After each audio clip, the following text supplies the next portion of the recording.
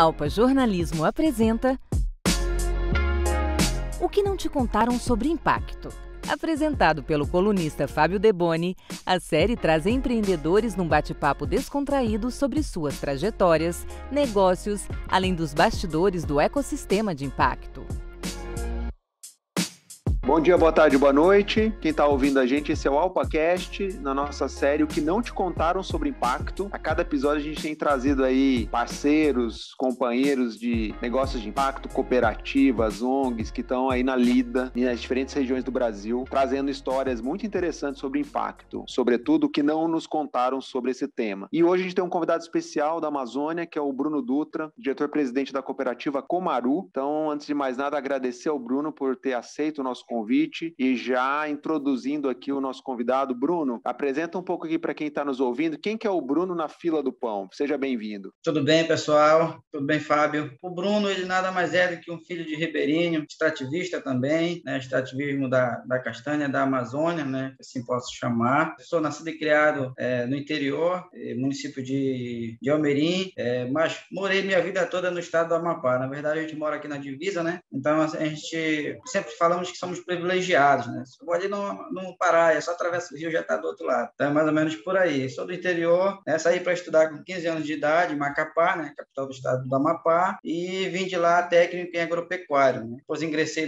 na iniciativa privada, de carreira sou supervisor de processos agrícolas, mas é só um detalhe, né? A minha vida mesmo é o extrativismo, né? Voltei para dentro da comunidade novamente, a gente fica aqui no sul do estado do Amapá, município da Laranjal do Jari, e aí a gente está trabalhando com a cooperativa no extrativismo da castanha. Eu sou basicamente isso. Que bacana, hein? Para quem não está situando aí ou faltou na aula de geografia, o Bruno está falando que ele está no sul do Amapá, divisa com o Pará. É bem no norte do Brasil, para quem já foi na Amazônia. Bruno, muito legal. Você vai trazer certamente boas histórias aqui de Amazônia. Então, eu queria ainda nesse primeiro bloco, você se apresentou, eu queria que você contasse um pouco mais da Comaru, né? Você é o diretor-presidente atual e a Comaru é a cooperativa mista de produtores extrativistas do Rio Iratapuru. Então, conta um pouco mais o que é a Comaru, como que surgiu, o que vocês fazem, dá um resumo aí para a nossa audiência. A cooperativa Comaru ela foi criada em 1992, né? Ela foi criada aí com o objetivo de unir a produção na época não eram cooperados ainda, né? Mas dos comunitários ali, unir a produção e conseguir melhores mercados, né? Porque então, logo no começo, não existia dinheiro, era o mercado da troca de mercadoria, né? Funcionava assim, o atravessador chegava, oferecia ali um pacote de leite, pegava uma lata de castanha, oferecia ali uma lata de óleo e pegava uma lata de castanha. Então, era mais na base do troca-troca, né? E aí, não era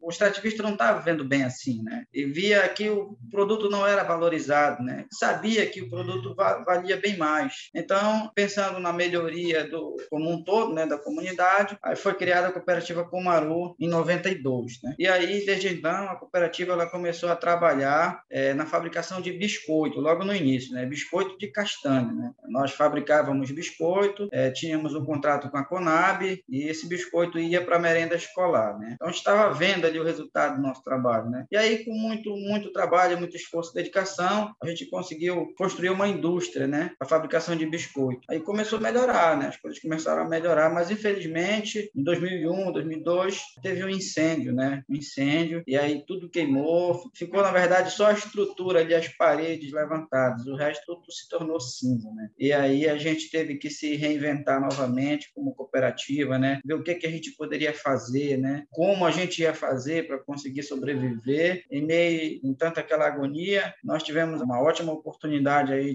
chegamos a produzir seringa, né? E vender para o Conselho Nacional de Seringueiros, enfim. E depois a gente encontramos um parceiro comercial que nos ajudou muito e aí a gente começou a produzir o óleo da castanha, né? O nosso primeiro contrato aí teve um volume de 2 toneladas de óleo, né? E para nós já foi muita coisa, né? Pensar que hoje a gente está com um contrato de 30 toneladas, então isso é uma diferença aí enorme, né? E isso foi em 2004 e aí a gente tem uma história para contar, uma história de ter se reinventado por conta desse fato que aconteceu aí em meados da nossa história, né? Mas, graças a Deus, a gente conseguiu superar. Hoje, a cooperativa conta com 91 cooperados aptos a votar e ser votado, né? Sendo que nós fomos aí, constituídos com apenas 20, né? E aí todos os cooperados são extrativistas, todos os cooperados são da comunidade de São Francisco do Iratapuru e todos os cooperados trabalham na cadeia produtiva da castanha da Amazônia, né? E aí muitos deles vão para a natureza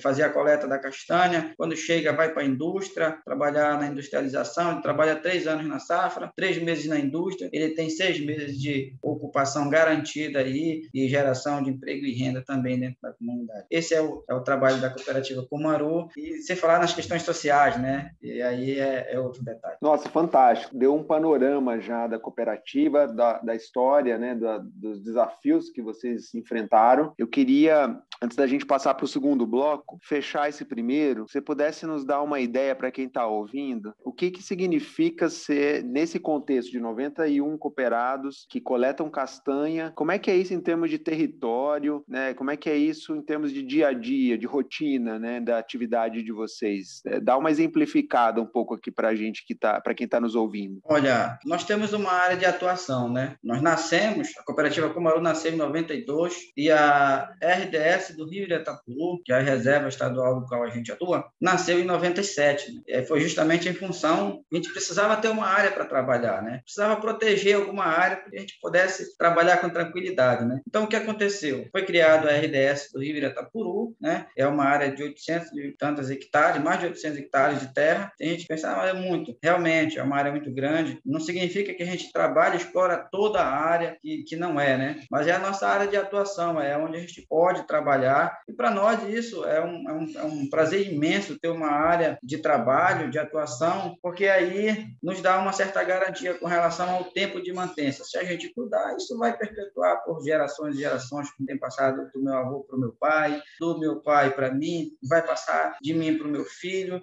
e é de fato hereditário, né? Mas se nós tivermos um pensamento diferente, logo, logo isso vai se acabar. Não, fantástico. É isso. Tem uma área que para a Amazônia nem é tão grande assim, né, para os padrões de Amazônia, mas que, obviamente, é uma área extensa, que requer aí os cooperados, né, circular por essa área, né, num período do ano, né, vale lembrar disso, para fazer a coleta, e aí lidando com todos os desafios de uma atividade de campo em Amazônia. Acho que é legal trazer esse contexto para quem está nos ouvindo, né?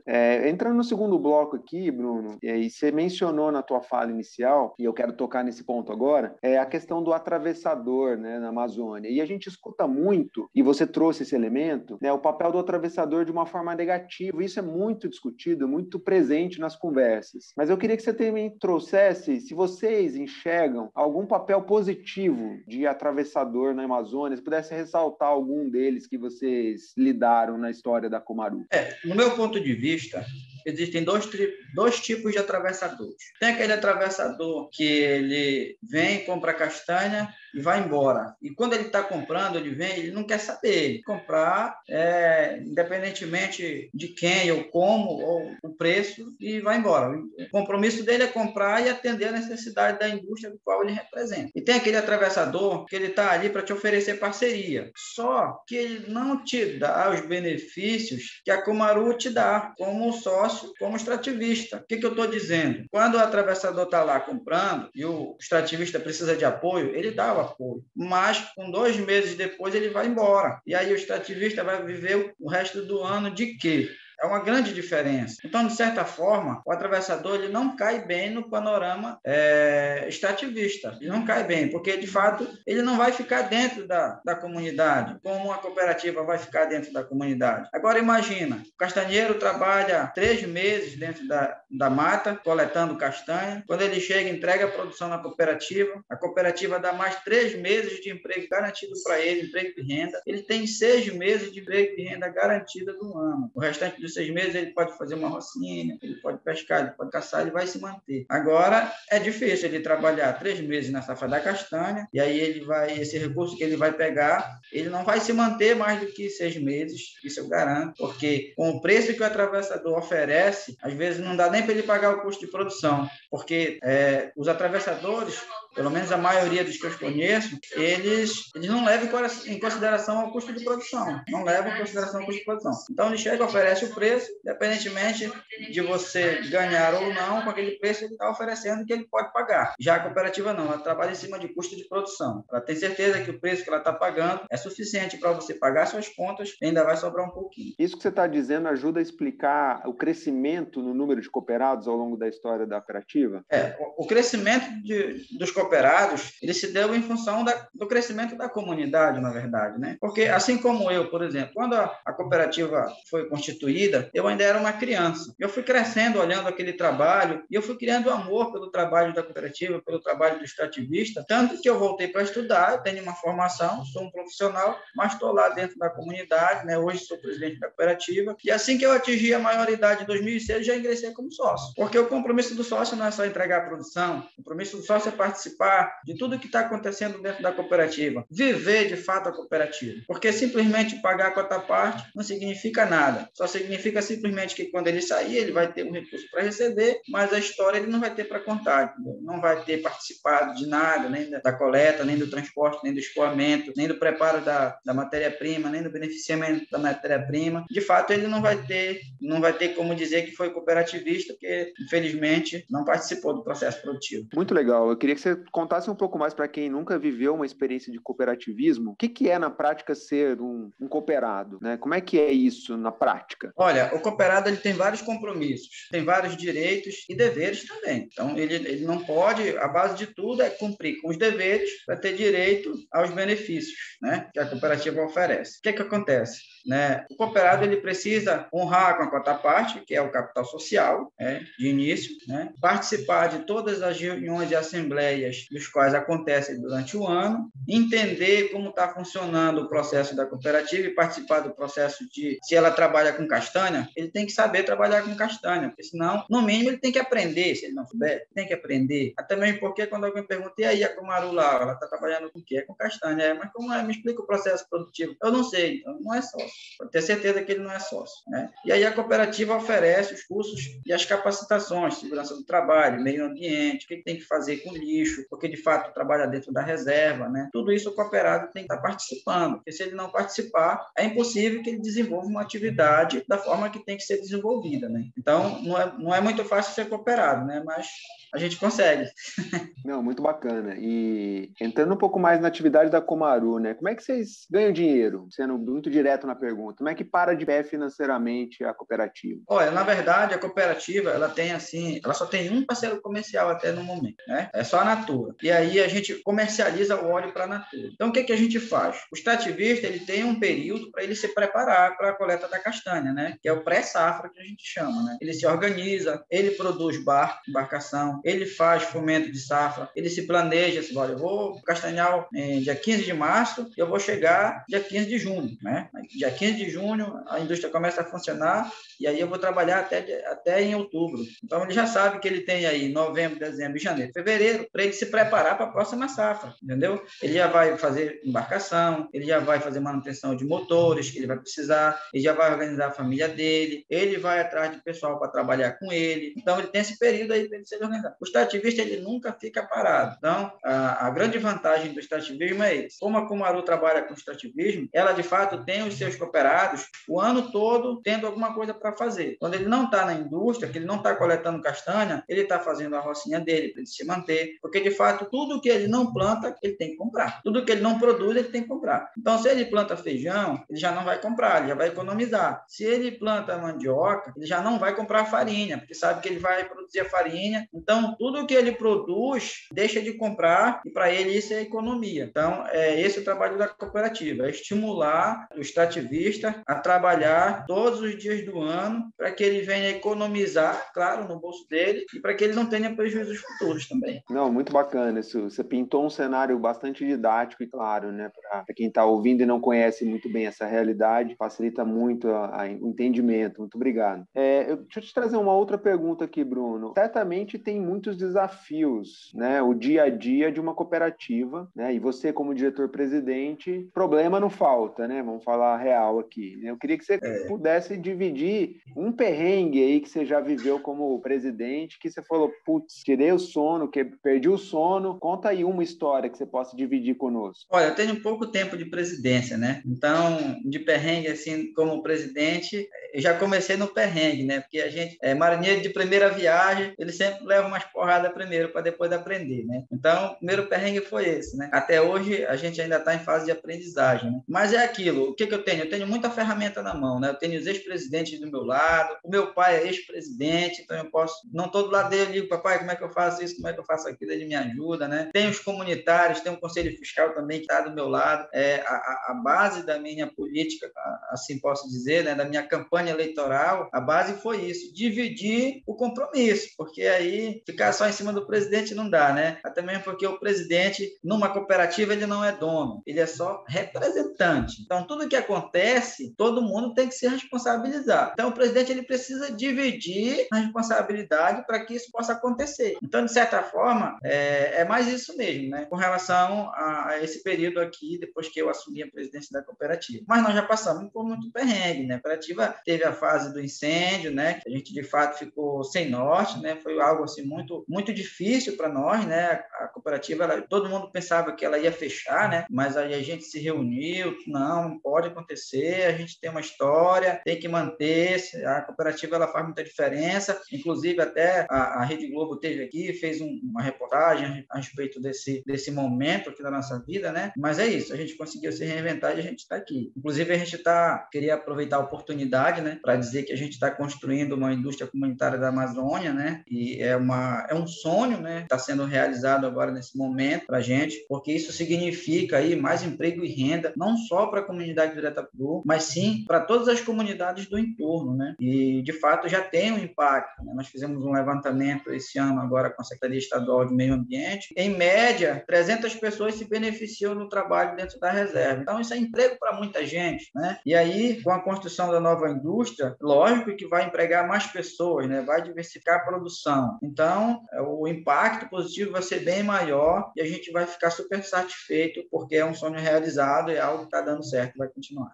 Você trouxe o aspecto social, econômico e também, né, vale destacar o aspecto ambiental, né? É uma reserva, né? Você tem toda a coleta adequada da castanha, acho que isso é importante também. Talvez se não fosse a Cumaru, a pressão sobre a área onde hoje está a reserva seria maior, né? Você teria outros desafios a ser enfrentados em termos ambientais, então é legal que você traz essa dimensão, né? Bruno, ainda no nosso segundo bloco, vamos lá, você acabou de se tornar o presidente, então eu vou voltar um passo para trás na sua caminhada como cooperado na Cumaru. Em algum momento dessa caminhada, você chegou a pensar em desistir? E falar, não, vou largar, vou para Macapá e deixa quieto isso aqui. Isso passou pela sua cabeça em algum momento? Não passou, cara, porque é a nossa história, né? Jamais, eu acredito que nem um sócio, principalmente igual a mim, né? O meu pai foi presidente. Na época que ele foi presidente, eu era bem jovem, eu tinha mais ou menos aí uns 15 anos de idade, 14, 15 anos de idade. Eu via o trabalho que ele desenvolvia, cara. Eu tinha que cuidar da minha família, porque de fato, da nossa família, porque de fato ele se dedicava inteiramente ao trabalho da cooperativa. E, inclusive, quando eu fui me candidatar, ele falou, meu filho, tu viu o que aconteceu comigo, a minha história, tu conhece. Aí eu chamei assim, bati no ombro dele e disse, meu pai, eu não quero deixar o seu esforço ser em vão. Falei para ele, ó, meu compromisso aqui é não deixar todo aquele esforço que você fez lá atrás ser em vão, né? Eu também quero fazer a minha parte, né? Como seu filho e como cooperado também. Ele falou, se precisar do meu apoio, eu tô aqui. Então, é por aí. A gente vê o sofrimento do nosso povo, né? A lida do dia a dia. Seríamos covardes se disséssemos assim, não, vamos embora, não quero nem saber, porque, de fato, ali é a nossa gente, é o nosso povo. Então, em algum momento, já nunca pensei dessa forma. Uma aula aí de pertencimento, acho que o Bruno traz, belíssima fala, Bruno, muito bacana. Bruno, bom, nós estamos num contexto aqui, você está falando do sul do Amapá, e a minha pergunta aqui é a seguinte, vocês estão interagindo com organizações que estão no sudeste do Brasil, e você sente esse desafio de estar na Amazônia, no Amapá? Você acha que isso é um desafio a mais ainda, quando você conversa com os grandes centros do Brasil? Eles te olham de forma estranha ainda? Como é que você lida com isso? Olha, eu sinto uma diferença muito grande quando a gente conversa com alguém de um outro estado, aí, de certa forma, assim, um pouco mais distante, que não conhece a nossa realidade, mas no seguinte sentido de tentar entender como a gente sobrevive, né? Como a gente vive. Que a gente fala, não, a gente vive bem, cara. gente não vive mal, não. Inclusive, aqui na nossa região, a crise ela passou aqui do lado, né? Ficou aqui do lado, a gente conseguiu se socializar com ela até hoje. Né? Por quê? Vou te explicar por quê. Porque, de fato, a gente mais produz do que compra. Então, o que acontece? A vida do ribeirinho é isso. É ir lá no açaizal, tirar o açaí fresquinho, produzir, preparar, vai lá no rio, pega o peixe, ele tem a roça, ele já fez a farinha e ele vai sobrevivendo. Ele não tem aquele sonho de enriquecer, né? Ter um carro, ter isso, ter aquilo. Não tem esse sonho de verdade. Então, é por isso que a gente fala assim, que a gente vive feliz. Um ribeirinho, quando ele vai na cidade, ele já tem data marcada e hora marcada para voltar. Ele não consegue se adaptar. É muito difícil. É muito difícil. Porque ele leva em consideração mais a vida cotidiana que ele tem. Sem falar nos desafios, como você falou agora. Agora, imagina, o nosso estado do Amapá, ele tem 73% de área preservada. E essa área preservada é tudo unidade de conservação. Quando não é flota, é flona. Quando não é RDS, enfim, tudo é área de preservação ambiental. Então, quando você sai dos grandes centros e vem para um lugar desse, você sente a diferença na pele, você sente que o clima muda, né? Você consegue viver melhor, você consegue viver, de certa forma, aí mais tranquilo. Então, o que acontece? É difícil para a gente fazer o escoamento da produção, tudo sai mais caro, porque nós estamos numa ilha, que não chega de avião, só chega de navio. Então, a gente tem aí um custo de produção muito alto por conta disso. Tudo tem seus benefícios, mas nem tudo são mar de rosas. Agora, imagina que a gente faz o escoamento da produção, tudo via fluvial, depende da cheia do rio. Então, no ano que a gente tem uma seca, é um perrengue, meu preto. Para puxar essa castanha lá de dentro da mata até chegar na cooperativa, é um sofrimento. Vem puxando por cima de pedra, descendo corredeira, cachoeira, enfim, até chegar. Mas isso faz parte. Esse ano, por exemplo, nós tivemos uma abundância de água. Então, até agora, nesse momento, o pessoal está lá trabalhando tranquilamente, né? Esse ano foi melhorzinho um pouco. Mas é isso aí. Tudo tem seus benefícios, mas nem tudo são mar de rosa, né? Como em qualquer atividade na nossa vida, né? Legal que você traz. E existe uma consciência muito clara, né? Dos bônus e dos ônus de estar aí, e que o cooperado tem essa visão, né? Acho que isso é compartilhado entre vocês, acho que isso é muito bacana. Também ressaltar aqui a visão de sócio, né? Acho que isso é muito presente na sua fala, de que eu sou parte desse empreendimento, então eu preciso também correr atrás, porque depende do meu esforço o resultado que vai ser dividido entre todo mundo, né? Acho que isso é muito bacana que você traz. Para fechar esse bloco, Bruno, eu queria que você contasse um pouco mais da Comaru, no sentido de que o momento atual que vocês estão, o que vocês estão fazendo, quais são as perspectivas aí de crescimento, conta um pouco desse momento atual. Olha, a gente está num momento de muita expectativa com a construção da nova indústria e a gente tem trabalhado muito, né, arduamente. Queria falar um pouco aqui a respeito do Fundo Iratapuru, né? O Fundo Iratapuru, ele foi criado em função aí da mudança da lei, né, que não permitiu mais que a Natura pudesse administrar por si o Fundo Natura de Repartição de Benefício, que é decorrente da nossa comercialização, né? Comaru Natura, comercialização do óleo da castanha. O que acontece? Nós também somos administradores do Fundo Iratapuru. Né? A gente tem uma cadeira no comitê gestor do fundo.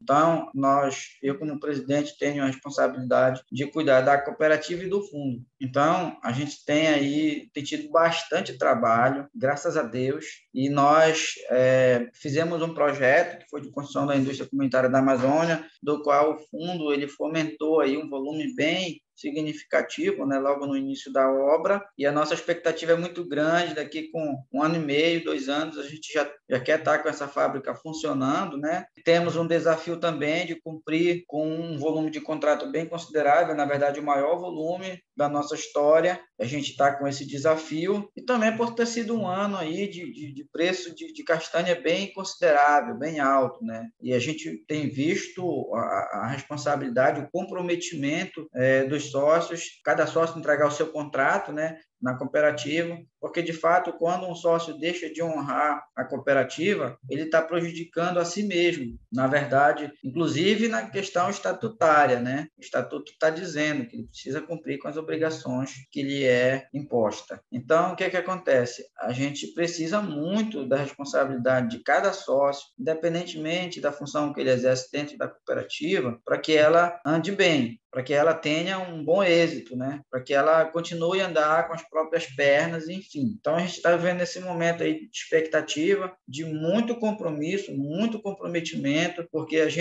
nós estamos em ascensão, e só depende mesmo da nossa equipe, né? Da cooperativa como um todo, para que isso possa acontecer. Belo momento que vocês estão passando, sem dúvida, de bons ventos soprando a favor da cooperativa. Excelente. Bom, chegando aqui no terceiro bloco, o bloco final, Bruno, e nele a gente pede dicas, né, do nosso convidado aqui para a audiência. Então, eu vou começar com a primeira pergunta, que é, se você estivesse começando hoje, o Bruno, diretor-presidente da Comaru, começando a Comaru do zero hoje, o que você faria diferente? Olha, cara, é muito difícil responder, muito difícil, porque eu não sei quais foram os passos que a Comaru deu, né? Logo de início, né? Eu só sei que todo mundo tinha muita força de vontade, né? Muita força de vontade, porque, de fato, na época que a Comaru foi criada, não existia internet, não existia computador, não existia celular, então tudo era na base do recadômetro. Olha, fala para o fulano que tal dia a gente vai estar aqui, tudo demorava, tudo era muito difícil. Então, todo mundo tinha muita força de vontade, né? Então,